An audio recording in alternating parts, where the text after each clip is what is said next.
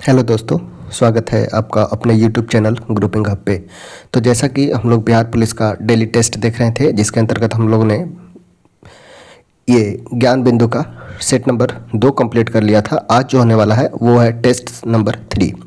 तो चलिए शुरुआत करते हैं टेस्ट नंबर 3 को। और ये इसमें 100 क्वेश्चन है। फर्स्ट क्वेश्चन में बोला गया है भारत का संविधान किसके द्वारा ग्रहण किया गया। क्वेश्चन पूछा गया भारत का संविधान से, यानी कि पॉलिटी से है। और फर्स्ट टॉपिक ही है संविधान सभा। ठीक है, तो संविधान किसके द्वारा ग्रहण किया गया था, तो संविधान ग्रहण किया गया था संविधान सभा के द्वारा। ठीक है, संविधान सभा के द्वारा संविधान ग्रहण किया गया था, संविधान का निर्माण किया गया था संविधान सभा के द्वारा।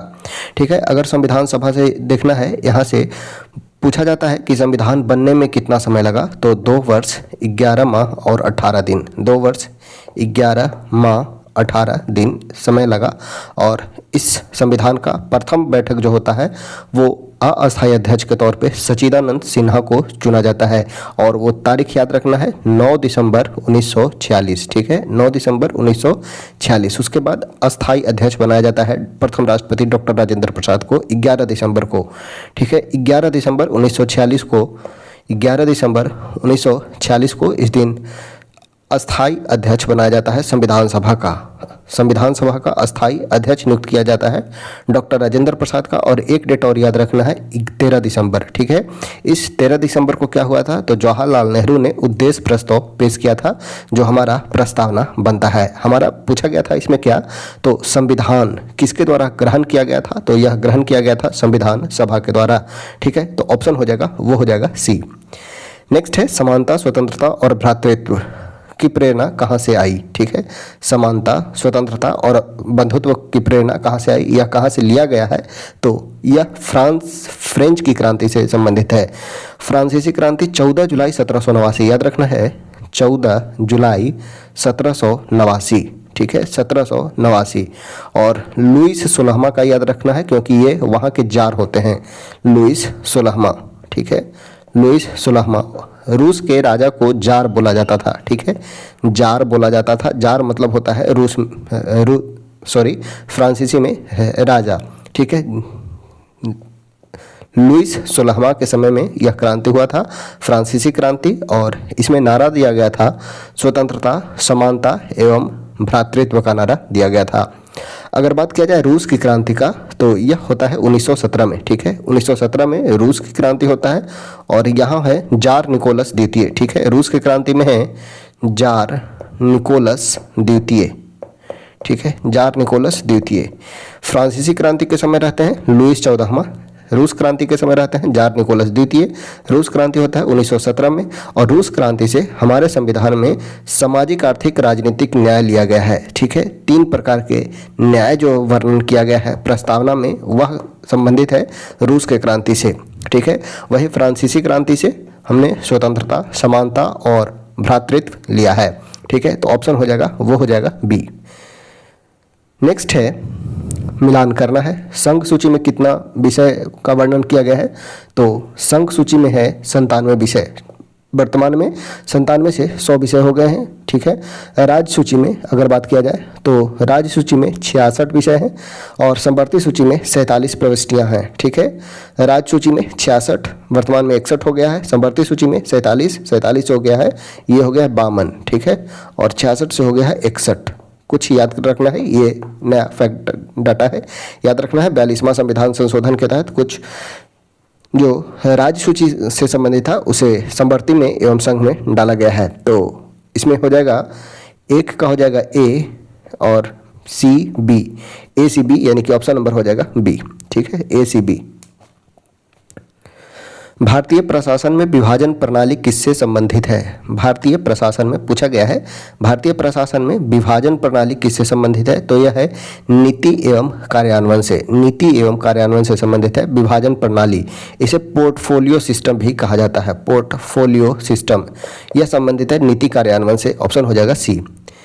नेक्स्ट है बिहार को काटकर एक पृथक वनांचल राज्य का बनना संभव है, यह किस प्रकार संभव हो सकता है। एक पृथक वनांचल राज्य कैसे बनाया जा सकता है, तो यदि राज्य हमें एक राज्य को काटकर अलग राज्य बनाना हो तो इसे पहले हम प्रस्ताव पेश करना होगा संसद में। ठीक है, प्रस्ताव पेश करना होगा संसद में।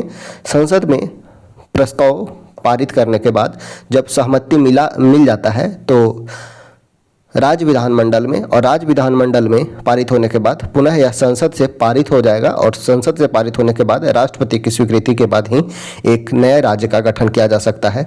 तो इनमें से कोई भी नहीं होगा, न कि राज्य विधानसभा में कानून पारित करके सिर्फ नहीं हो सकता है, न ही राज्यपाल के द्वारा अध्यादेश जारी करके, और न ही संवैधानिक औपचारिकता को समाप्त करके नए राज्य का गठन किया जा सकता है।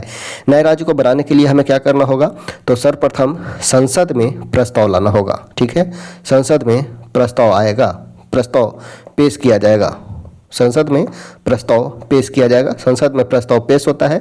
उसके बाद राज्य विधानमंडल, राष्ट्रपति विधेयक को संबंधित राज्य विधानमंडल को भेजेंगे एवं उस पर अपनी राय व्यक्त करेगा राज्य विधानमंडल। उसके बाद संसद से पारित होने के बाद, संसद से पारित होगा, संसद से पारित होने के बाद राष्ट्रपति की स्वीकृति मिलने के बाद ही एक नए राज्यों का गठन किया जा सकता है। अर्थात राज्यों का गठन करने का अधिकार संसद एवं राज्य विधानमंडल को है। तो ऑप्शन इनमें से हो जाएगा, इनमें से कोई नहीं, ऑप्शन हो जाएगा डी। नेक्स्ट है क्वेश्चन नंबर है 6। मौलिक अधिकार की सूची में संपत्ति का अधिकार किसके शासनकाल में निकाल दिया गया? Right to property.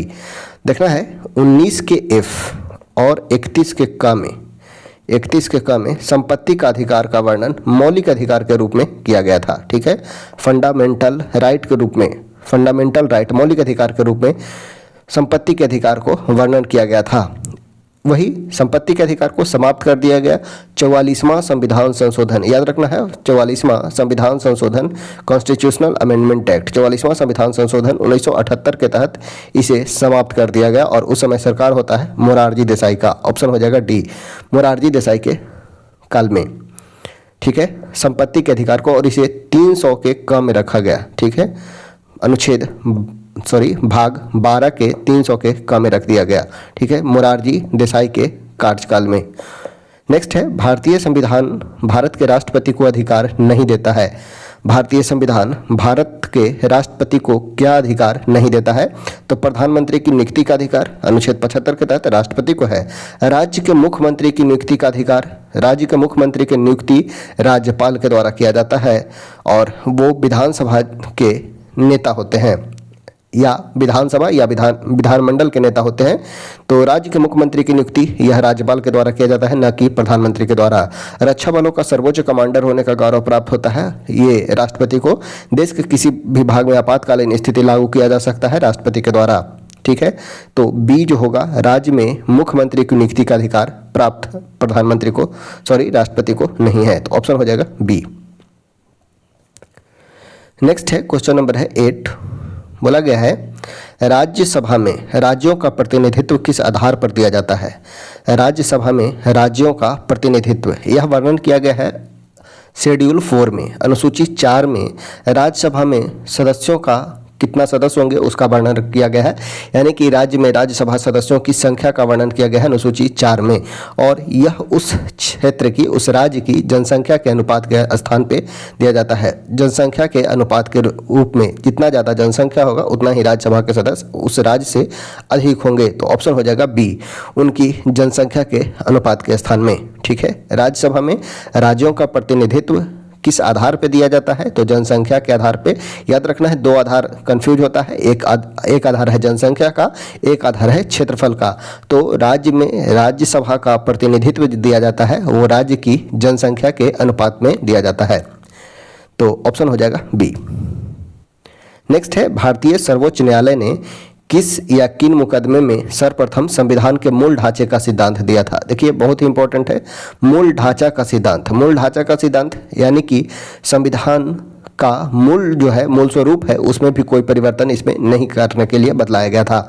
और यह दिया गया था केशवानंद भारती बनाम केरल राज्य। ठीक है, और यह आया था आज तक की सबसे बड़ी बेंच बनी थी 1973 में। आप लोगों ने कई बार इसे पढ़ा होगा, केशवानंद भारती बनाम केरल राज्यवाद 1973 में। और इसमें संविधान में मूल ढांचे का सिद्धांत प्रस्तुत किया गया, और इसी के तहत 1976 में संविधान के प्रस्तावना में 3 शब्द जोड़े गए थे मूल ढांचा सिद्धांत के बाद ही। यानी कि जब केशवानंद भारती केस आता है उसके बाद बोला जाता है कि प्रस्तावना संविधान का भाग है और इसमें संशोधन किया जा सकता है।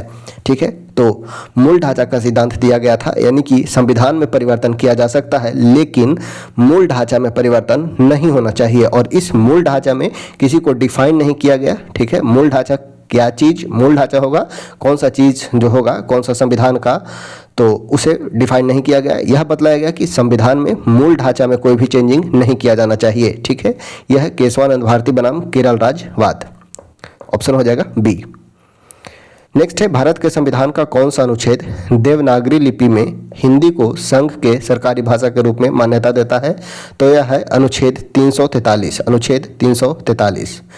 सफलतापूर्वक कार्य हेतु पंचायती राज्यों को पूरे सहयोग की जरूरत पड़ती है, किसकी? तो स्थानीय जनता की, ऑप्शन हो जाएगा ए, स्थानीय जनता का। नेक्स्ट है, स्वतंत्र भारत के प्रथम विधि आयोग के अध्यक्ष कौन थे? तो MC सीतलवाड़, याद रखना है, MC सीतलवाड़, स्वतंत्र सीतलवाड़, MC सीतलवाड़ स्वतंत्र भारत के प्रथम विधि आयोग के अध्यक्ष थे। वही बोला जाएगा, विधि आयोग का गठन लॉर्ड मैकाले के समय में किया गया था एवं लॉर्ड मैकाले इसके प्रथम विधि आयोग के अध्यक्ष थे। लॉर्ड मैकाले वो गणतंत्र भारत, वो पराधीन भारत यानी कि ब्रिटिश के समय, वही स्वतंत्र भारत के प्रथम विधि आयोग के अध्यक्ष हैं MC सीतलवाड़। अभी अगर बात किया जाए तो अभी वर्तमान में 23वें विधि आयोग के अध्यक्ष बने हैं, 23वें विधि आयोग के अध्यक्ष बने हैं, और वो हैं 23वें विधि आयोग के अध्यक्ष हैं दिनेश माहेश्वरी। ठीक है, नाम याद रखना है, 23वें विधि आयोग के अध्यक्ष हैं दिनेश माहेश्वरी, और इन्होंने ऋतुराज अवस्थी का स्थान ग्रहण किया है। ठीक है, और प्रथम थे वो थे MC सीतलवाड़। देखिए, विधि आयोग को वित्त आयोग से कंफ्यूज नहीं करना है, विधि आयोग को वित्त आयोग से कंफ्यूज नहीं करना है। वित्त आयोग जिसका वर्णन संविधान के अनुच्छेद 280 में किया गया है, और अभी वर्तमान में 16वें वित्त आयोग के अध्यक्ष हैं अरविंद पनगड़िया। ठीक है, 16वें वित्त आयोग के अध्यक्ष हैं अरविंद पनगड़िया। वही 23वें विधि आयोग के अध्यक्ष हैं, विधि आयोग का अध्यक्ष है दिनेश माहेश्वरी। ठीक है, प्रथम विधि आयोग का पूछा गया था तो यह है MC सीतलवाड़। ठीक है, प्रीवियस जो भी पूछा जाता है वो आपको ट्राई किया जाता है कि बतला दिया जाए। नेक्स्ट है, निम्नलिखित श्रेणियों को उत्तर से दक्षिण की ओर क्रम में व्यवस्थित करें। उत्तर से दक्षिण की ओर तो याद रखना है KLJP। ठीक है, तो काराकोरम, लद्दाख, जौस्कर और पीर पंजाल। एक लाइन में याद रखिएगा, KLJP। ठीक है, KLJP, काराकोरम, लद्दाख, जौस्कर और पीर पंजाल। ठीक है, तो यह हो जाएगा 2 1 4 3, काराकोरम, लद्दाख, जौस्कर, पीर पंजाल। ऐसे ही सीरियली वाइज याद रखिएगा, उत्तर से दक्षिण क्रम क्या है? तो KLJP, K for Karakoram, L for Ladakh, J for Zanskar, P for Pir Panjal. ठीक है, ऑप्शन हो जाएगा बी। नेक्स्ट है, सोमेश्वर श्रेणी निम्नलिखित पर्वत श्रेणी में किसका एक भाग है? सोमेश्वर श्रेणी, ठीक है, यह किसका भाग है? तो यह शिवालिक श्रेणी का पार्ट है। शिवालिक श्रेणी का बिहार का सबसे उत्तरी भाग है सोमेश्वर की पहाड़ी, सबसे ऊंची चोटी है बिहार की, और यह शिवालिक श्रेणी का भाग है। ऑप्शन हो जाएगा डी। नेक्स्ट है, क्वेश्चन नंबर है 15, उपयुक्त में से कोई नहीं या उपयुक्त में से कोई से एक से अधिक भारत की क्षेत्रीय सीमा तट से कितने समुद्र की ओर फैली हुई है? भारत की समुद्र तट से कितना दूर तक फैला हुआ है भारत की क्षेत्रीय सीमा? तो यह है 12 समुद्री मील, 12 समुद्री मील, लगभग 21.9 किलोमीटर। ठीक है, 12 समुद्री मील, लगभग 21.9 किलोमीटर। नेक्स्ट है, बोगज कोई का महत्व क्यों है? बोगज कोई अभिलेख है और इसका महत्व इसलिए है क्योंकि उसमें वैदिक देवी एवं देवता का वर्णन मिलता है, और वो 4 देवता कौन है? तो इंद्र, मित्र, वरुण और नास्त। ठीक है, इंद्र, मित्र, वरुण और नास्त, ये 4 देवता का वर्णन मिलता है बोगज कोई अभिलेख में। ठीक है, तो वैदिक देवी देवता का प्रमाण कहाँ से मिलता है? तो यह मिलता है बोगज कोई अभिलेख से। ऑप्शन हो जाएगा ए। नेक्स्ट है, सूची 1 को 2 से सुमिलित करना है। मल्ल की राजधानी कहाँ थी? मल्ल की राजधानी थी कुशीनारा, तो ऑप्शन हो जाएगा 4। अंग, राजधानी है चंपा। गांधार का राजधानी है तक्षशिला। वत्स का राजधानी है कौशाम्बी, तो ऑप्शन हो जाएगा 4 3 1 2, 4 3 1 2, 4 3 1 2, ऑप्शन हो जाएगा ए। मल्ल का कुशीनारा, अंग चंपा, गांधार तक्षशिला और वत्स का कौशाम्बी। 16 महाजनपद का वर्णन किया गया है। 16 महाजनपद जिसका वर्णन हमें बौद्ध ग्रंथ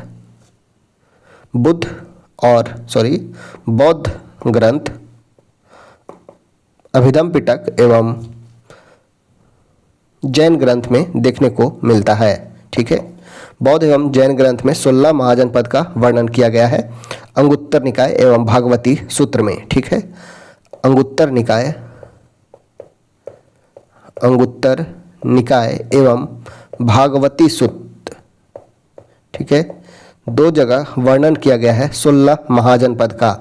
और ये 16 महाजनपद में 3 महाजनपद हैं जो बिहार में हैं। और वही सबसे प्रतापी यानी कि सबसे बड़ा महाजनपद था वो था मगध। ठीक है, मगध सबसे बड़ा महाजनपद, सबसे विशाल था वो था मगध साम्राज्य। नेक्स्ट देखते हैं, क्वेश्चन नंबर है 18। कौन सा मगध का राजा सिकंदर महान के समकालीन था? कौन सा मगध का राजा जो है वो सिकंदर के समकालीन है? तो वो है घनानंद। ठीक है, घनानंद। अगर बात किया जाए सिकंदर का, तो सिकंदर की मृत्यु 323 बीसी में इनका मृत्यु होता है सिकंदर का। 326 में भारत पे आक्रमण करते हैं 326 पे। और इनका जो एक याद रखना है सिकंदर का घोड़ा का नाम, तो वो था बुकाफेराल। ठीक है, घोड़ा का नाम याद रखना है, पूछा गया है बुकाफेराल इनका घोड़ा का नाम था। ठीक है, बुकाफेराल। सिकंदर 326 में भारत पे आक्रमण करते हैं, 323 बीसी में इनकी मृत्यु हो जाती है। और उस समय भारत में जो रूल करते हैं वो घनानंद का शासन होता है। ऑप्शन हो जाएगा, वो हो जाएगा बी। नेक्स्ट है, केवल वह स्तंभ जिसमें अशोक ने स्वयं को मगध का सम्राट बतलाया था। अशोक को मगध का सम्राट किस स्तंभ में बतलाया गया है? तो वो है भाब्रू स्तंभ अभिलेख। और यह राजस्थान में स्थित है। ठीक है, राजस्थान में है भाब्रू स्तंभ लेख। और इसमें अशोक ने स्वयं को मगध का सम्राट घोषित किया था। मगध का सम्राट भाब्रू स्तंभ लेख में। रुमिनदेई अभिलेख से संबंध है। अशोक ने इसमें महात्मा बुद्ध के जन्म का प्रमाण लुम्बिनी में बतलाते हैं, यानी कि महात्मा बुद्ध का जन्म लुम्बिनी में हुआ था। यह प्रमाण देता है हमें रुमिनदेई स्तंभ अभिलेख। और यह सबसे छोटा स्तंभ अभिलेख भी था। भाब्रू स्तंभ लेख राजस्थान में स्थित है और इसमें स्वयं को मगध का सम्राट बतलाया है। नेक्स्ट है, क्वेश्चन नंबर है 20। दूसरी शताब्दी के आसपास रचित संस्कृत के शिलालेख के अनुसार सुदर्शन झील एक कृत्रिम जलाशय की मरम्मत किसके द्वारा करवाया गया था? तो यह करवाया गया था रुद्रदामन के द्वारा। चंद्रगुप्त मौर्य ने इसका निर्माण करवाया एवं रुद्रदामन के द्वारा सुदर्शन झील का मरम्मत करवाया गया था। ठीक है, तो ऑप्शन हो जाएगा सी, रुद्रदामन के द्वारा इसका मरम्मत करवाया गया था। और यह में जानकारी प्राप्त होती है जूनागढ़ अभिलेख से इसकी जानकारी हमें प्राप्त होती है। उस स्रोत का नाम बतलाएं जहां प्राचीन भारत के व्यापारिक मार्गों पर मौन है। उस स्रोत का नाम बतलाएं जो प्राचीन भारत के व्यापारिक मार्गों पर मौन है, वो है मिलंदपनो। ठीक है, मिलंदपनो। ऑप्शन हो जाएगा बी। नेक्स्ट है, किसी राज्य के राज्यपाल के संबंध में कौन सा कथन गलत है? राज्यपाल के संबंध में बतलाना है, यानी कि गवर्नर के संबंध में बतलाना है कौन सा स्टेटमेंट गलत है। राज्यपाल केंद्र सरकार के द्वारा नामित होता है, बिल्कुल यह सही है। राज्यपाल राज्य में केंद्र का प्रतिनिधित्व करता है। राज्यपाल का चुनाव संसद करती है? नहीं, यह राज्यपाल का चुनाव संसद के द्वारा नहीं किया जाता है। राज्यपाल उस राज्य का नहीं होना चाहिए जहां उसकी नियुक्ति हुई हो, यह भी बिल्कुल सही है। 2 या 2 से अधिक राज्यों के लिए एक राज्यपाल को नियुक्त किया जा सकता है। हाँ, ऐसा प्रावधान किया गया 7वां संविधान संशोधन के तहत। यह प्रावधान किया गया कि 2 या 2 से अधिक एक ही राज्यपाल 1 से अधिक राज्यों के हो सकते हैं।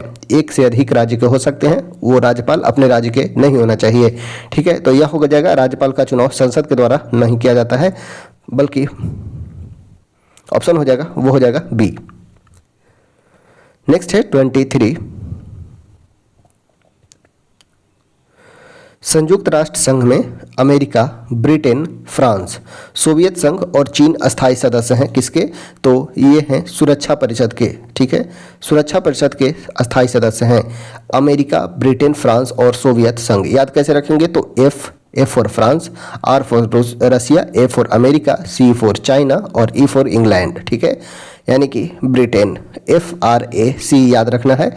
ये सुरक्षा परिषद के अस्थायी सदस्य हैं और इन्हें वीटो प्राप्त है। फ्रांस, रसिया, अमेरिका, चाइना और इंग्लैंड। ठीक है, ऑप्शन हो जाएगा डी। सुरक्षा परिषद के अस्थायी सदस्य हैं और वही 10 सदस्य जो होते हैं वो अस्थायी सदस्य होते हैं। नेक्स्ट है वायुमंडल की वह परत जो पृथ्वी पर रेडियो प्रसारण के लिए उत्तरदायी है, वह है आयनमंडल। आयनमंडल, आयनोस्फेयर। ऑप्शन हो जाएगा सी, आयनमंडल। रेडियो प्रसारण के लिए जिम्मेदार है आयनमंडल। मौसमी घटनाएं जो भी होती है वो होता है क्षोभ मंडल में, ठीक है। मौसमी घटनाएं यह क्षोभ मंडल में होती है। ओजोन मंडल, ओजोन मंडल से बात किया जाए तो यह सूर्य से आने वाली पराबैंगनी किरणों को रोकती है, ठीक है। सूर्य से आने वाली पराबैंगनी किरणों को रोकता है ओजोन मंडल। मध्य मंडल यह समताप मंडल, या बात किया जाए समताप मंडल तो जेट यान के लिए उचित दशा प्रदान करता है समताप मंडल। ताप बराबर होता है, टर्बुलेंस बहुत ही मिनिमम होता है इस मंडल में, समताप मंडल में, ठीक है। रेडियो प्रसारण के लिए कौन सा मंडल जिम्मेदार है, तो वो है आयन मंडल।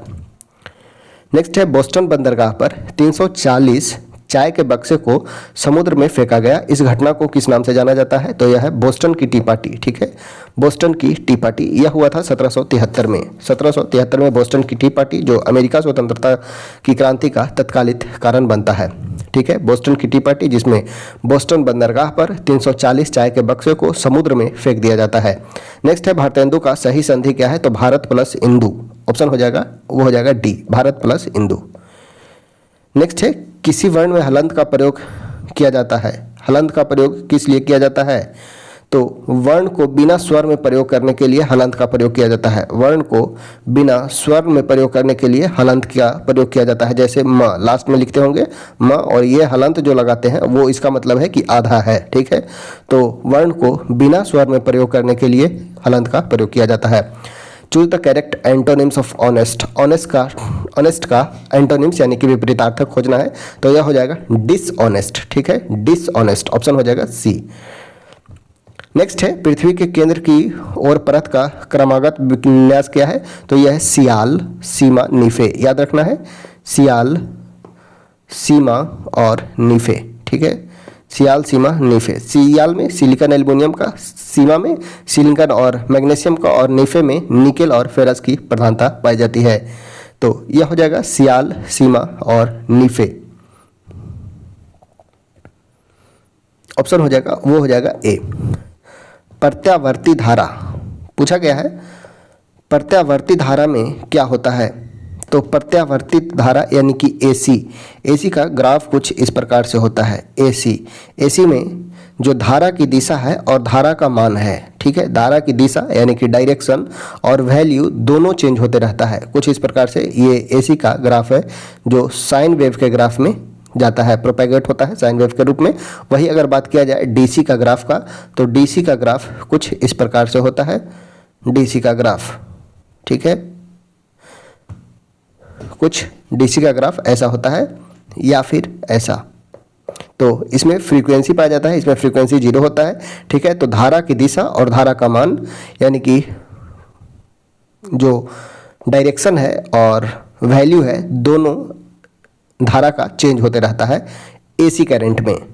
ऑप्शन हो जाएगा सी।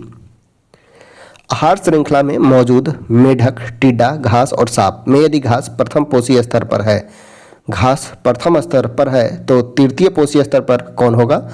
देखिए यहाँ पे बोला गया है मेढक है, टिड्डा है, घास है। तो इस घास को खाएगा टिड्डा, इस टिड्डा को मेढक, मेढक को सांप, मेढक को खाएगा सांप। तो पूछा गया है यदि घास प्रथम स्तर पर है तो तृतीय पोषण स्तर पर कौन होगा, तो वह हो जाएगा मेढक। फर्स्ट हो जाएगा घास, सेकंड हो जाएगा टिड्डा और तृतीय स्तर पे हो जाएगा मेढक। ऑप्शन हो जाएगा ए, मेढक। नेक्स्ट है सही सुमेलित कौन सा है, इनमें से कौन सही सुमेलित है। गांधी युग, गांधी युग का बात किया जाए तो 1916 नहीं बल्कि जब गांधी, महात्मा गांधी भारत में आते हैं तो 1915 से 1948 तक के समय को गांधी युग कहा जाता है। मोपला विद्रोह का बात किया जाए तो यह वर्ष 1921 में केरल के तटों पर मोपला विद्रोह हुआ था। राष्ट्रीय स्वयंसेवक संघ की स्थापना यह वर्ष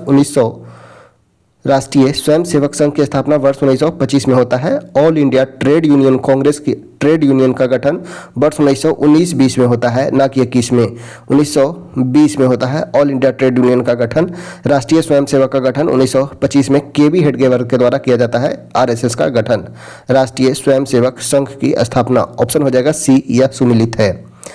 लोकतंत्र जनता का, जनता के लिए एवं जनता के द्वारा शासन है, यह किसने कहा था? तो अमेरिका के 16वें राष्ट्रपति अब्राहम लिंकन के द्वारा यह लोकतंत्र का नारा दिया गया था। जनता का, जनता के लिए और जनता के द्वारा यह शासन है, ऑप्शन हो जाएगा डी, अब्राहम लिंकन के द्वारा यह नारा दिया गया था। नेक्स्ट है क्वेश्चन नंबर है 34, यह घर मेरा है और वह तुम्हारा, रेखांकित शब्द क्या है? यह घर क्या है? यहाँ पे यह घर क्या डिनोट करना है? तो यह घर जो है वो एक प्रकार का सर्वनामिक विशेषण है, ऑप्शन हो जाएगा सी। निम्नलिखित वाक्य में रेखांकित क्रिया विशेषण शब्दों के भेद का सही विकल्प चुनकर लिखें। तुम जितना खाओगे उतना ही ताकतवर बनोगे। तो यह कौन सा विशेषण है? तुम जितना खाओगे उतना ही ताकतवर बनोगे।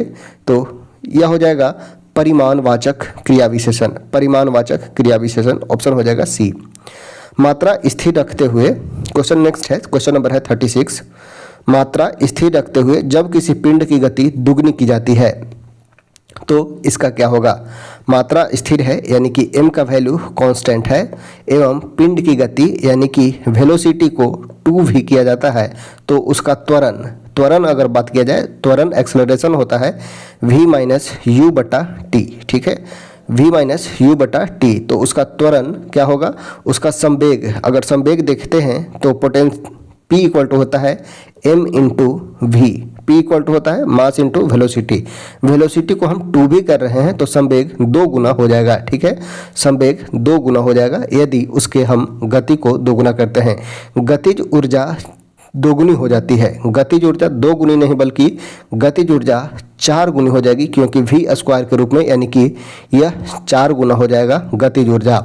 स्थितिज ऊर्जा का बात किया जाए तो स्थितिज ऊर्जा गति पे डिपेंड नहीं करता है, स्थितिज ऊर्जा इक्वल टू होता है mgh, तो यह गति से इंडिपेंडेंट होता है, तो स्थितिज ऊर्जा में कोई भी परिवर्तन नहीं होगा। वही अगर बात किया जाए संवेग का, संवेग इक्वल टू फॉर्मूला होता है मास इंटू वेलोसिटी, वेलोसिटी ही अगर हम 2 गुना कर दें तो संवेग यह भी 2 गुना हो जाएगा, यानी कि ऑप्शन बी जो कहा गया है वो सही है। नेक्स्ट है, मानव हृदय में शुद्ध रक्त कहाँ पाया जाता है? शुद्ध रक्त महाधमनी एवं बाएं नीलय में पाया जाता है। मानव हृदय में शुद्ध रक्त कहाँ पाया जाता है? तो महाधमनी एवं बाएं नीलय में, ऑप्शन हो जाएगा ए। कौन विखंडन योग्य प्राकृतिक तत्व है? विखंडन योग्य प्राकृतिक तत्व इनमें से कौन हो जाएगा? तो यह हो जाएगा यूरेनियम 235, U235 रेडियो सक्रिय तत्व है। श्री पद्मनाभ स्वामी मंदिर, श्री पद्मनाभ स्वामी मंदिर यह कहाँ स्थित है? यह केरल में, ऑप्शन हो जाएगा बी, केरल में। 14वीं शताब्दी में मोरक्को के किस यात्री और इतिहासकार को न्याय व्यवस्था के रूप में दिल्ली दरबार में मोहम्मद बिन तुगलक के द्वारा स्वागत किया जाता है? तो यह है इब्न बतूता। 1365 में आते हैं इब्न बतूता मोहम्मद बिन तुगलक के समय में, ऑप्शन हो जाएगा वो हो जाएगा सी। इब्न बतूता आते हैं मोहम्मद बिन तुगलक के समय में, जो एक मोरक्को के यात्री रहते हैं, इतिहासकार भी होते हैं। नेक्स्ट है, और इनका बुक याद रखना है इब्न बतूता का, ये अपना यात्रा वृत्तांत लिखे थे, वो है रहला, ठीक है, रहला नामक बुक लिखा गया था इब्न बतूता के द्वारा। भारत में निम्नलिखित में से कौन सा प्रदेश झूम कृषि के लिए प्रसिद्ध है? झूम कृषि का एक प्रकार है जिसमें ढलानों पे कृषि की जाती है और यह मुख्य रूप से पूर्वोत्तर क्षेत्र जैसे नागालैंड, असम, अरुणाचल प्रदेश आदि क्षेत्रों में पाया जाता है, ठीक है। तो ऑप्शन हो जाएगा डी, पूर्वोत्तर क्षेत्र में झूम कृषि प्रचलित है। नेक्स्ट है, होम रूल लीग आंदोलन किसके द्वारा प्रारंभ किया गया था? होम रूल लीग का बात किया जाए तो यह एनी बेसेंट एवं लोकमान्य बाल गंगाधर तिलक के द्वारा प्रारंभ किया गया था। होम रूल लीग वर्ष 1916 में, वर्ष 1916 में होम रूल लीग की स्थापना एनी बेसेंट एवं लोकमान्य तिलक के द्वारा किया गया था। पुणे में, याद रखना है, पुणे में जो है वो है, पुणे में है लोकमान्य बाल गंगाधर तिलक का, और सबसे बड़ी जो संस्था थी वो थी एनी बेसेंट का home rule league. Annie Besant का बात किया जाए तो ये प्रथम महिला होती है जो भारतीय राष्ट्रीय कांग्रेस की अध्यक्षता करती है 1917 में। 1917 में भारतीय राष्ट्रीय कांग्रेस की अध्यक्षता करने वाली प्रथम महिला अध्यक्ष बनती है। वही लोकमान्य तिलक का बात किया जाए तो इन्होंने स्वराज मेरा जन्म सिद्ध अधिकार है, मैं इसे लेकर रहूंगा जैसे नारा दिए थे लोकमान्य बाल गंगाधर तिलक। साइमन कमीशन के विरोध में इनकी मृत्यु हो जाती है। सॉरी, साइमन कमीशन नहीं बल्कि लोकमान्य तिलक का मृत्यु होता है। वो डेट याद रखना है 1 अगस्त 1920। 1 अगस्त 1920 को इनकी मृत्यु होती है। और इनके शौकत अली, एक मुस्लिम, याद रखना है, नाम पूछा जाता है, मुस्लिम व्यक्ति जो महात्मा गांधी के साथ इनके अर्थी को कंधा दिए थे, वे हैं शौकत अली। ठीक है, शौकत अली। और डेट याद रखना है 1 अगस्त 1920 को ही गांधी जी के द्वारा असहयोग आंदोलन प्रारंभ किया जाता है। यहाँ पूछा गया था होम रूल लीग इन्हीं बेसिन एवं लोकमान्य तिलक के द्वारा प्रारंभ किया गया था। नेक्स्ट है गलत कथन को चिन्हित करें। विधानसभा के सदस्य की सदस्यता भंग की जा सकती है यदि किस प्रकार से विधानसभा के सदस्यों की सदस्यता भंग की जा सकती है। वह भारत सरकार या किसी राज्य सरकार में लाभ के पद पर आसीन हो तो भंग किया जा सकता है, मानसिक रूप से विक्षिप्त हो तो भंग किया जा सकता है, दिवालिया हो तो भंग किया जा सकता है, उसकी आयु 30 वर्ष की हो तो यह कथन गलत है। 30 वर्ष की आयु हो तो भंग नहीं किया जा सकता है, क्योंकि विधानसभा के सदस्य बनने के लिए मिनिमम एज है। ठीक है, मिनिमम है वो है 25 वर्ष, ना कि मैक्सिमम है। मैक्सिमम नहीं है, यानी कि उसकी आयु 30 वर्ष हो तो उस केस में विधानसभा के सदस्यों की सदस्यता भंग नहीं की जा सकती है। यदि वह दिवालिया होगा, मानसिक रूप से विक्षिप्त होगा, भारत सरकार या किसी अन्य राज्य सरकार में लाभ के पद पर होगा तो उसे विधानसभा के सदस्य के रूप में नहीं चुना जा सकता है। ठीक है, तो यदि एज हो 30 वर्ष की हो तो उसे उसकी सदस्यता को भंग नहीं किया जा सकता है, क्योंकि इसके लिए मिनिमम एज है और वो है 25 वर्ष। याद रख लेना है, लोकसभा और विधानसभा के लिए मिनिमम एज है वो है 25 वर्ष। वही राज्यपाल राष्ट्रपति के लिए 35 साल एवं विधान परिषद एवं राज्यसभा के लिए एज जो है मिनिमम वो है 30 साल। पंचायत चुनाव लड़ने के लिए जो एज होना चाहिए वो होना चाहिए 21 साल एवं मतदान देने के लिए वो एज होना चाहिए वो है 18 ईयर, 18 साल। नेक्स्ट है वह अवस्था जब सचमुच में युद्ध हुआ नहीं होता। वह अवस्था जब सचमुच में युद्ध हुआ नहीं होता है परंतु युद्ध का माहौल हमेशा बना रहता है तो उसे किस युद्ध के रूप में जाना जाता है, तो वह कहलाता है शीत युद्ध। ठीक है, शीत युद्ध, ऑप्शन हो जाएगा सी। नेक्स्ट है उपसर्ग के बारे में सत्य नहीं है कौन सा। उपसर्ग के बारे में क्या सत्य नहीं है। शब्दों के प्रारंभ में जुड़ते हैं, बिल्कुल सही है। उपसर्ग शब्दों के प्रारंभ में जुड़ते हैं, शब्द के अंत में जो जुड़ते हैं वो प्रत्यय कहलाते हैं। ठीक है, शब्द के अंत में जो जुड़ते हैं वो प्रत्यय कहलाते हैं, यानी कि यह जो ऑप्शन नंबर बी है वो सत्य नहीं है। अर्थ में परिवर्तन कर देते हैं, बिल्कुल। इनसे नया शब्द निर्मित होता है, यह भी बिल्कुल सही है। यानी कि जो अंत में जुड़ते हैं उन्हें उपसर्ग नहीं बल्कि प्रत्यय कहा जाता है, तो ऑप्शन बी हो जाएगा, वो सही हो जाएगा। नेक्स्ट है श्वेत रक्त कणिका। श्वेत रक्त कणिका यानी कि WBC। WBC का मुख्य कार्य क्या है, तो संक्रमण से लड़ना। ठीक है, संक्रमण से लड़ना WBC का मुख्य कार्य होता है। और इन्हें का जीवन काल अगर बात किया जाए तो 2 से 4 दिन जीवन काल होता है। WBC 5 प्रकार के होते हैं WBC। ठीक है, संक्रमण से लड़ना इनका मुख्य कार्य होता है। नेक्स्ट है नेफ्रोलॉजी किसका अध्ययन है। नेफ्रोलॉजी में हम किसका अध्ययन करेंगे, तो नेफ्रोलॉजी में गुर्दा का अध्ययन किया जाता है। ऑप्शन हो जाएगा ए, गुर्दा का अध्ययन नेफ्रोलॉजी। किस ब्रिटिश जनरल ने पोर्टनोवा में हैदर अली को हराया था, तो वो थे सर आयरकुट। सर आयरकुट के नेतृत्व में पोर्टनोवा के युद्ध में हैदर अली हारे थे। ठीक है, ऑप्शन हो जाएगा बी। नेक्स्ट है सिंधु सभ्यता के निम्नलिखित स्थल में किस स्थल से गोदी होने का प्रमाण मिलता है, यानी कि डॉकयार्ड का प्रमाण कहाँ से मिलता है, तो गुजरात के लोथल नामक जगह से। याद रखना है, गुजरात के लोथल नामक जगह से। और यहाँ से पैमाने यानी कि वजन करने के लिए पैमाने का भी प्रयोग किया जाता है, इसका भी प्रमाण मिला है। यानी कि व्यापारिक प्रमाण हमें मिला है कि लोथल से अन्य देशों से व्यापारिक संबंध भी थे। ठीक है, यहाँ पे तराजू एवं उसके तौलने के लिए हाथी के दांत का प्रयोग किया जाने वाला बटखारा भी मिला है। तो यह हो जाएगा लोथल से गोदी यानी कि डॉकयार्ड मिला है, एवं यहाँ लोथल से ही हमें अन्य देशों से व्यापारिक संबंध भी देखने को मिलता है। नेक्स्ट है एक कार और भरी हुई एक ट्रक रास्ते पर समान गति से चलता है। ट्रक की तुलना की जाए तो कार धारण करेगी अधिक गतिज ऊर्जा। ठीक है, एक कार है, बोला गया है एक कार है और एक ट्रक है। ठीक है, एक कार और भरी हुई एक कार है, ठीक है, ये हमारा कार है, ये ट्रक भरा हुआ है, समान गति से चलते हैं, दोनों का स्पीड जो है वो सेम है, दोनों का स्पीड सेम है, तो ट्रक से तुलना की जाए तो कार धारण करेगा कैसा। तो यहाँ पे गतिज ऊर्जा का बात किया जा रहा है। अगर गतिज ऊर्जा का बात किया जाए तो हाफ mv² बोला गया है। यहाँ पे दोनों का गति समान है, यानी कि वेलोसिटी दोनों का समान है। तो v² 1/2 दोनों में कांस्टेंट है, v² इसका भी है, v² इसका भी है। तो यहाँ पे जो कार जो धारण करेगा उसका गतिज ऊर्जा कम हो जाएगा, ऑप्शन हो जाएगा, वो हो जाएगा सी, गतिज ऊर्जा कम, क्योंकि इसमें भरा हुआ है और बड़ा है तो इसके कारण वेलोसिटी इसका कम होना चाहिए था, लेकिन दोनों का वेलोसिटी यहाँ पे बोला गया है बराबर है, इसलिए कार जो है ट्रक की तुलना में उसमें गतिज ऊर्जा जो होगा वो कम होगा। नेक्स्ट है कौन सा वेद धार्मिक अनुष्ठान की पद्धतियों का उल्लेख करता है, तो वह है यजुर्वेद, ऑप्शन हो जाएगा सी।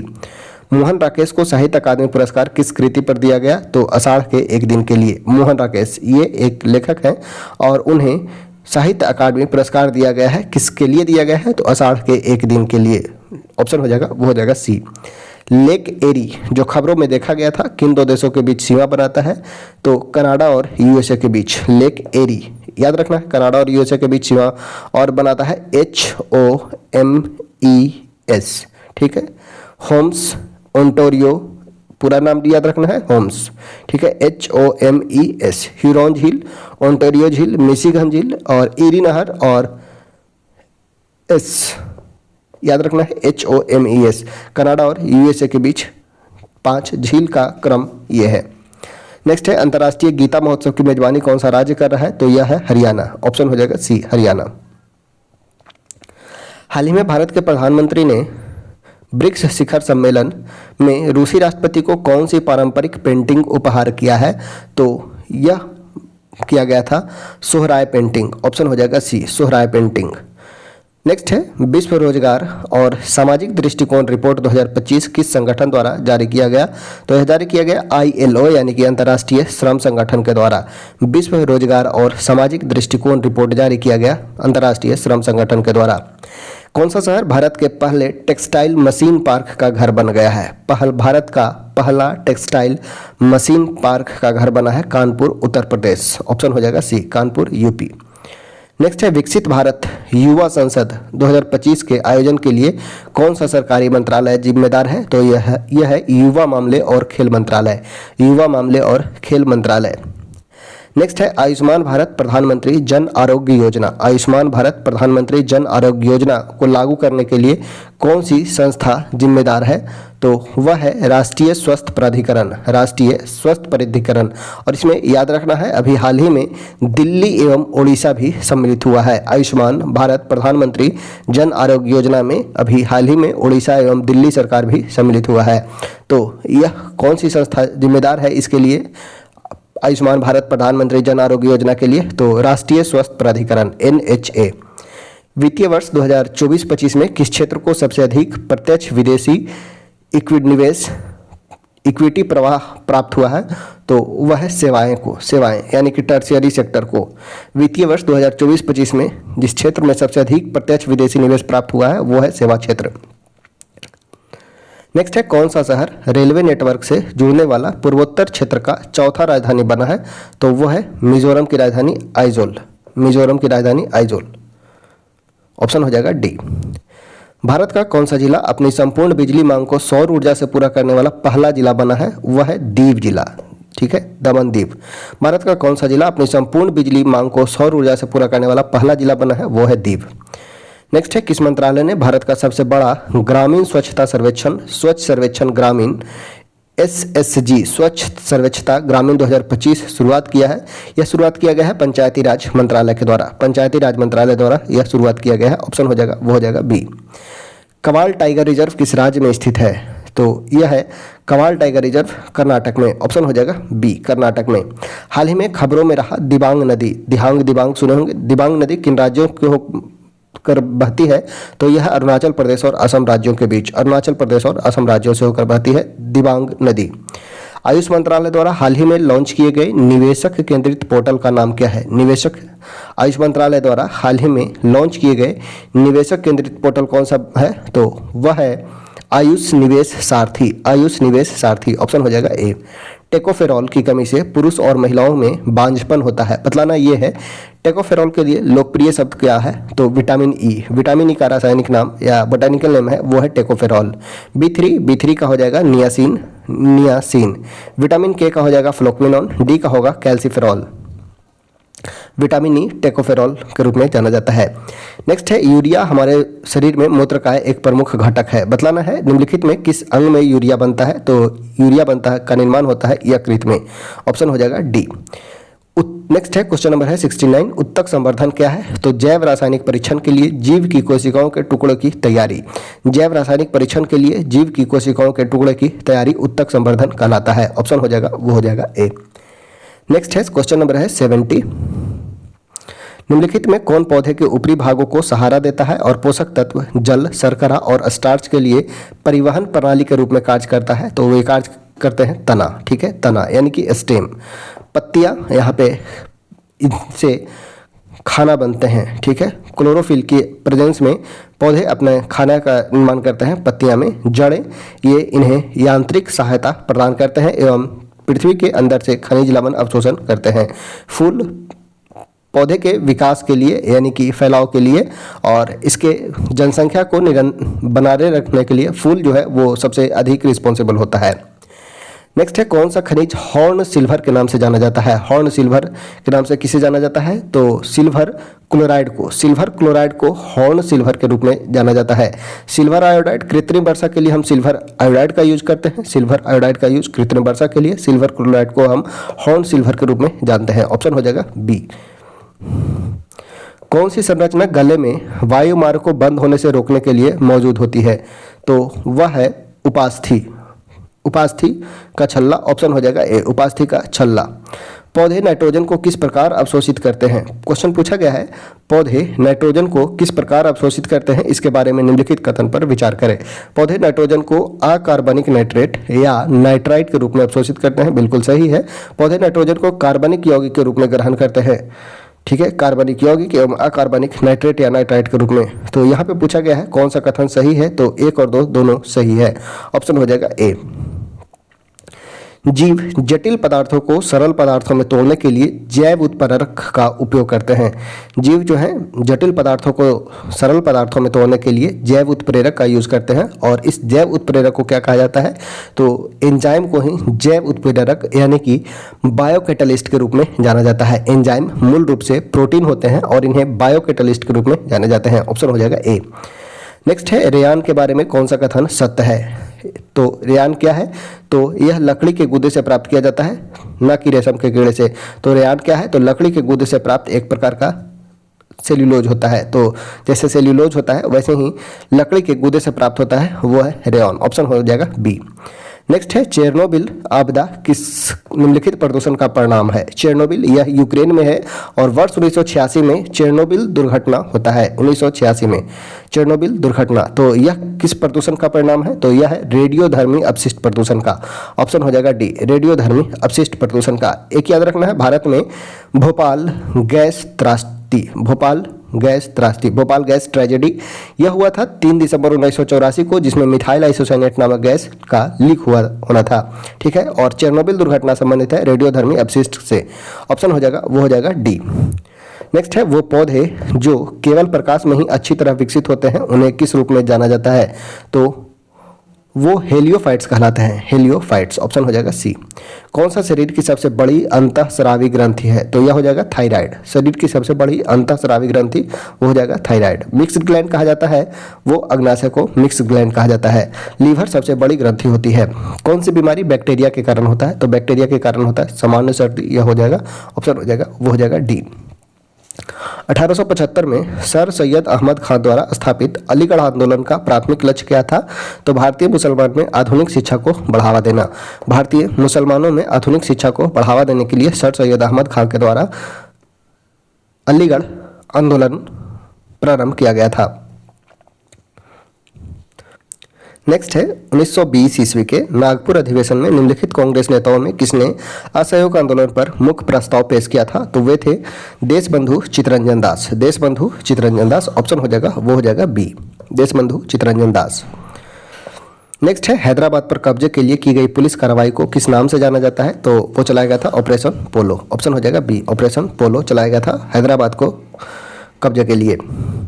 निम्नलिखित में से कांग्रेस के किस अधिवेशन में जवाहरलाल नेहरू पहली बार गांधी जी से मिले थे? तो वो था 1916 का लखनऊ अधिवेशन। 1916 का लखनऊ अधिवेशन, जिस समय एनी बेसेंट तिलक होम रूल लीग का नेतृत्व कर रहे होते हैं एवं गरम दल, नरम दल एवं मुस्लिम लीग और भारतीय राष्ट्रीय कांग्रेस का मिलन होता है। यह होता है लखनऊ अधिवेशन 1916 में। ठीक है, जवाहरलाल नेहरू प्रथम बार महात्मा गांधी से मिले थे, वो था लखनऊ अधिवेशन 1916 का। नेक्स्ट है उस स्थिति को क्या कहते हैं जब सरकार सार्वजनिक व्यय और सार्वजनिक राजस्व के अंतर को नई मुद्रा छापकर पूरी करती है? तो यह कहलाता है घाटे का वित्त पोषण। घाटे का वित्त पोषण ऑप्शन हो जाएगा सी। नेक्स्ट है किस प्रकार की अर्थव्यवस्था में बाजार में प्रतिस्पर्धा नहीं होती है? तो समाजवादी अर्थव्यवस्था में बाजार में प्रतिस्पर्धा नहीं पाई जाती है, समाजवादी अर्थव्यवस्था में। नीति आयोग की स्थापना किस तारीख को की गई थी? तो वह था 1 जनवरी 2015। 1 जनवरी 2015 को योजना आयोग को समाप्त कर नीति आयोग प्रारंभ किया गया था। नीति आयोग, इसके अध्यक्ष होते हैं, वो होते हैं प्रधानमंत्री ही इसके अध्यक्ष होते हैं। 1 जनवरी 2015 को national institute for transforming India नीति के रूप में नीति आयोग का स्थापना किया गया 1 जनवरी 2015 को। ऑप्शन हो जाएगा, वो हो जाएगा ए। नेक्स्ट है विश्व विकास रिपोर्ट किस देश में निम्नलिखित में से किस देश का उपयोग किया जाता है? इसमें से किसका उपयोग किया जाता है विश्व विकास रिपोर्ट में? तो यह हो जाएगा प्रति व्यक्ति आय, वार्षिक आय एवं दैनिक आय का। तो ऑप्शन हो जाएगा सिद्धांत में एक से अधिक का उपयोग किया जाता है विश्व विकास रिपोर्ट में। तो ऑप्शन हो जाएगा डी। नेक्स्ट है बैंकों के बैंकर के रूप में अंतिम उपाय ऋणदाता के रूप में भी काम करता है। बैंकर का बैंकर, तो यह है भारतीय रिजर्व बैंक। भारतीय रिजर्व बैंक को बैंकों का बैंकर कहा गया है। ठीक है, बैंकों का बैंकर आरबीआई को। और इसकी स्थापना की बात किया जाए तो 1934 के यंग हिल्टन आयोग की सिफारिश पर आरबीआई की स्थापना 1935 में की गई थी। यंग हिल्टन आयोग के सिफारिश पे 1934 का यंग हिल्टन आयोग कमेटी का गठन किया गया, जिसके आधार पर भारत में रिजर्व बैंक ऑफ इंडिया का गठन किया गया। ऑप्शन हो जाएगा सी।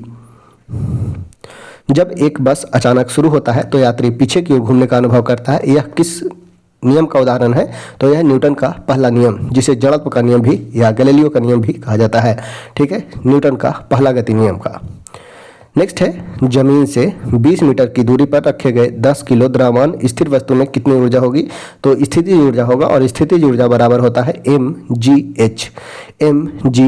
m है वो है 10 किलो, g का वैल्यू है 10 और h का वैल्यू है 20, यानी कि 2000 यानी कि 2 किलो जूल। ठीक है, 2 किलो जूल। ऑप्शन हो जाएगा डी। नेक्स्ट है एक बैग में 4, 5, 8 रुपए के 4, 5, 8 के अनुपात में 1, 2 और 5 के मूल वर्ग के सिक्के हैं। ठीक है, 4, 5 और 8 के मूल वर्ग के 432 सिक्के हैं। ठीक है, बोला गया है 4, 5, 8 के रूप में 1 रुपया, 2 रुपया और 5 रुपया मूल वर्ग के सिक्के हैं। तो पूछा गया है तो रुपये के सिक्का यहाँ पे लगा लेना है, थोड़ा सा छूट गया है, लगा लेना है 5 रुपये के सिक्कों की संख्या क्या होगा? तो ये हो गया 4 रुपया, 5 दूने 10 रुपया और 8 पचे 40 रुपया। ठीक है, तो 40 और 10 50 और 4 54, टोटल होता है 54 रुपया।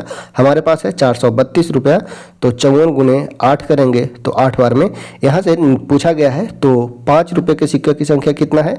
तो 5 रुपये के सिक्के की संख्या है वो है, ये है पैसा, यानी कि 8 इंटू मल्टीप्लाई करेंगे 5 से तो ये हो जाएगा 40। ऑप्शन हो जाएगा, वो हो जाएगा ए, 40 सिक्का है 5 रुपये का।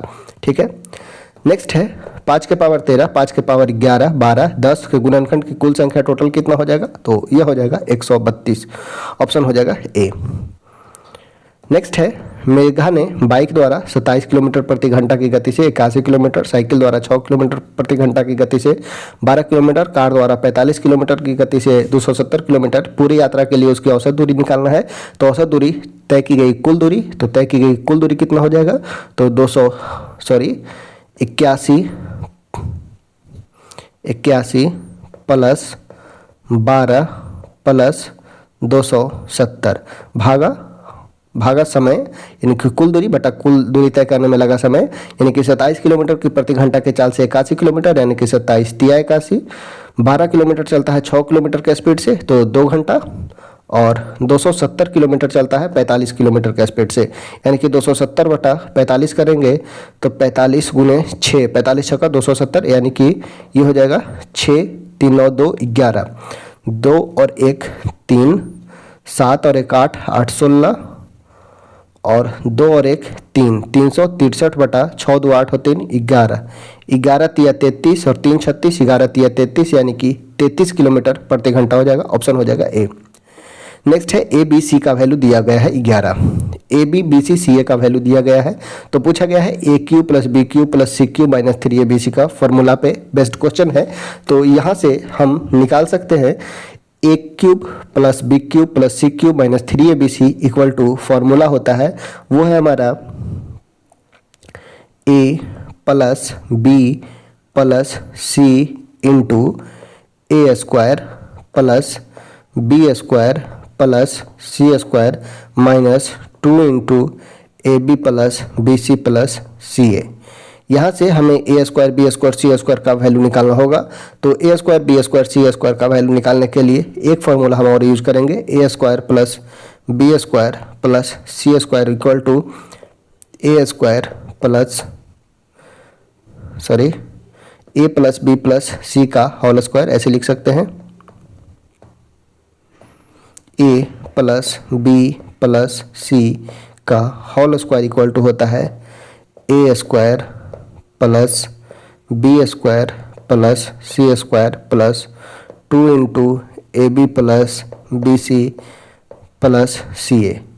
हमें दिया गया है a plus B plus C का वैल्यू और 2ab B C C A का वैल्यू दिया गया है। तो A square plus B square plus C square का वैल्यू लिखेंगे और यहाँ पुट करेंगे तो हमें आंसर मिलेगा a plus B plus C into इसका वैल्यू भी पता है, 2ab बी सी का भी वैल्यू पता है, ए बी सी का वैल्यू हमें पता है 11, A square B square C square का वैल्यू आएगा वो आएगा आपका 65, ठीक है 65 minus 2 into A B B C C A का वैल्यू वो आएगा 28, यानी कि 65 माइनस 28 यानी कि 37, और 37 गुने 11 करेंगे तो वो हमारा आंसर आ जाएगा, वो हो जाएगा 407। नेक्स्ट है एक आदमी अपनी आय का 80% खर्च करता है। तो मान लीजिए कि आय 100 रुपया कमाता है, 80 रुपया खर्च करता है तो 20 रुपया बचाता है, ठीक है। अब कहता है उसकी आय में 35% की बढ़ोतरी हुई, यानी कि अब कमाता है 135 रुपया, खर्च भी 37.5 रुपया 37% बढ़ जाता है, यानी कि खर्च 37.5 कितना होगा तो 80 गुने 37 दूनी 74 1 75 बटा 200, यानी कि ये हो जाएगा 75 बटा 200, यानी कि यह हो जाएगा 110 रुपया। 80 से कितना हो गया 137.1/2, यानी कि यह हो जाता है 110 रुपया अब व्यय करता है, यानी कि 135 रुपया कमाता है 110 रुपया व्यय करता है, तो बचत कितना होगा तो यह हो जाएगा 25 रुपया। तो पूछा गया है तो उसकी बचत कितने प्रतिशत बढ़ेगी या घटेगी। तो पहले बचाता था 20 रुपया, अब बचा रहा है 25 रुपया, तो कितना बढ़ा तो 5 रुपया बढ़ा, कितना में बढ़ा तो 20 रुपये में बढ़ा, तो 5 बटा 20 गुने 100, यानी कि 5 4 के 20, यानी कि ये हो जाएगा 25%। ऑप्शन हो जाएगा ए। नेक्स्ट है जब 3 पासे को एक साथ फेंका जाता है तो अंकों का योग 16 आने की प्रायिकता क्या है। तो 3 पासे को यानी कि 3 डाइस है तो 6 गुने 6 गुने 6, ये PS हो गया, प्रोबेबिलिटी ऑफ S। PE क्या होगा तो हमारा ये होगा 6 हो और 4 हो, 6 6 10 6 6 12 4 16, 4 हो 6 हो 6 हो 6 हो 4 हो और ये फिर 6 हो, कुछ इस प्रकार से हो सकता है। या फिर 5 5 6 हो, 5 5 6 हो, 6 5 5 हो और 5 6 5 हो। तो NE हमारा कितना है, नंबर ऑफ इवेंट कितना है तो ये है 3 और 3 6, यानी कि 6 बटा 36, 6 छक्का 36 छक्का 216, यानी कि 216 बटा 6, यानी कि 1 बटा हो जाएगा वो हो जाएगा 36, 6 छक्का 6 18, 6 छक्का 36, यानी कि ये हो जाएगा प्रोबेबिलिटी 1 बटा 36। ऑप्शन हो जाएगा ए। नेक्स्ट है, यदि घनाभ के बॉक्स के 3 आसन फलक का क्षेत्रफल दिया गया है, इतना, इतना और इतना, तो आयतन ज्ञात करना है। आयतन होता है L into b into h, और हमें वैल्यू दिया गया है 3 आसन फलक, यानी कि L इंटू बी का वैल्यू है, उसके बाद B इंटू एच का वैल्यू है, उसके बाद H इंटू L का वैल्यू है। तो हम रूट अंडर करेंगे तो यह हो जाएगा L B H का टोटल का स्क्वायर, और ये रूट और स्क्वायर को कट करेंगे तो कुछ इस प्रकार से LBH बचेगा, यानी कि 729 हो जाएगा, ये 27 गुने 529 यानी कि 23, और 289 यानी कि ये हो जाएगा 17, यानी कि 7 तिया 21, 21 गुने 7 यानी कि 7, यानी कि लास्ट में जो आएगा डिजिट हमारा वो आएगा 7, इनकी ऑप्शन हो जाएगा ए। ठीक है, ऑप्शन हो जाएगा ए। नेक्स्ट है, एक निश्चित कार्य को करने के लिए x और y की कुशलता का अनुपात दिया गया है 5 और 7, x y मिलकर वही कार्य 70 दिन में करते हैं। अकेले x ने शुरू किया, 42 दिन बाद कार्य छोड़ दिया, तो बतलाना है कि y कितने दिनों में पूरा करेगा। तो इसे आप बनाइएगा, वो सही आंसर होगा, वो हो जाएगा 90 दिन, ऑप्शन हो जाएगा ए। नेक्स्ट है, यदि किसी समांतर श्रेणी का 16 छठा पद 19 दिया गया है और 17वां पद 96 दिया गया है, तो 25वां पद ज्ञात करना है। यानी कि हमें a प्लस 5d का वैल्यू दिया गया है बराबर है 19 के, और a प्लस 16d का वैल्यू दिया गया है वो बराबर है 96 के। तो हम यहाँ से d का वैल्यू निकाल सकते हैं, और d का वैल्यू अगर हमें मालूम हो जाएगा तो a का वैल्यू भी मालूम हो जाएगा। a और d का वैल्यू निकालेंगे, उसके बाद पूछा जा रहा है 25वां पद, यानी कि a प्लस 24d का वैल्यू निकाल देना है, a प्लस 24d। तो सही उत्तर हो जाएगा, वो हो जाएगा 152, ऑप्शन हो जाएगा सी। नेक्स्ट है, cosec 4a minus cot square a minus cot square A plus cosec square A, सरलीकृत मान क्या होगा, तो इसे सोल्व करिएगा, आंसर हो जाएगा, वो हो जाएगा 0, ऑप्शन हो जाएगा ए। ठीक है, इस प्रकार से आज हम लोगों ने बिहार पुलिस का जो टेस्ट था इसमें 100 क्वेश्चन को देखें, और इसमें आपको कमेंट करके बतलाना है आप इसमें कितने सही कर पा रहे हैं, क्योंकि एग्ज़ाम नज़दीक आने वाला है, एग्ज़ाम नज़दीक आ चुका है। आप अपने तैयारी को निरंतर लगे रहें और अपने ऊंची मुकाम को प्राप्त कर सकें। चलिए, इसी के साथ वीडियो को करते हैं पूरा। आपको पूर्ण रूप से वीडियो देखने के लिए धन्यवाद। अगर आप पहली बार चैनल पर आए हैं तो चैनल को सब्सक्राइब कर लीजिए और अपने दोस्तों के साथ शेयर भी कर दीजिए।